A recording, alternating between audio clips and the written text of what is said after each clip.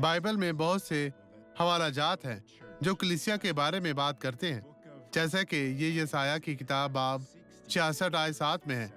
इलाही मुसन्निफ ने लिखा, जैसा कि इसने रूह कुदुस से सुना, पेशर इससे कि उसे दर्द लगे उसने जन्म दिया, और इससे पहले कि उसको दर्द हो उससे बेटा पैदा हुआ।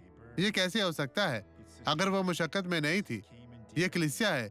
यीशु आया और सब कुछ किया, और जिस वक्त वो मसलूब हुआ, पूरी दुनिया की रूहों ने कलीसिया के लिए अपना रास्ता तलाश करना शुरू किया, और कलीसिया ने इनका ख्याल रखना शुरू किया, और इसकी रूह भी इनकी देखभाल करती है। वो कलीसिया का काहिन है, और वो चाहता है कि इनके लोगों को बरकत दी जाए। आपको एक पास्टर की जरूरत है जो आपकी देखभाल करे। आज आपका मुबारक दिन है। अब ये गवाही देखें। मैं एक मोटरसाइकिल हादसे का शिकार हो गई और मैं वाकई एक तवील अरसे से मफलूज थी। मैं बिस्तर पर भी उठ नहीं सकती थी।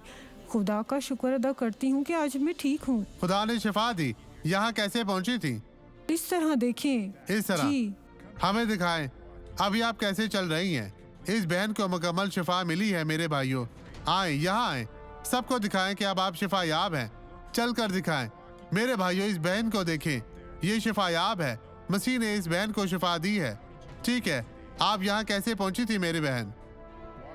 आप अच्छे तरीके से चलें। ये बहुत ही अच्छा है। खुदा तेरा शुक्र हो, ये बहुत ही खूबसूरत है। बहन, खुदा का शुक्र अदा करे और भागती हुई यहाँ तक आए। भागे, खुदा तेरा शुक्र, तेरी तारीफ हो।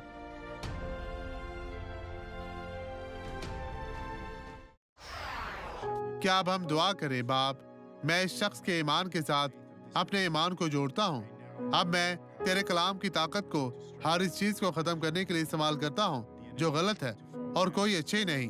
मेरे बोलते ही दुश्मन गिरने लगते हैं। खुदा, मैं तेरी कुव्वत को इस्तेमाल कर रहा हूँ। अभी हर तरह की बदी इन लोगों की जिंदगी से चली जाए, खत्म हो जाए यीशु के नाम में। और आप कहें, खुदा तेरा शुक्र, तेरी तारीफ हो। आमीन।